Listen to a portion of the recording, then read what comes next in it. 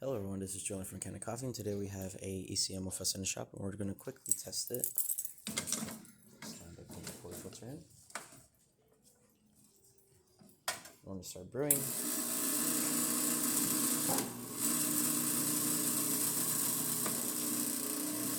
Don't worry if it runs a little too fast or a little too slow. We don't calibrate our grind to the machine, but we're just making sure that it's brewing well and brewing up the pressure. We're around 10 bars right now. Turn that off.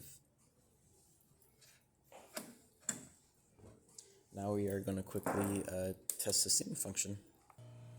Alrighty, now that we waited for the steam to go, we're going to open it up. Let a little bit of water out. And we're just going to put it over a rag.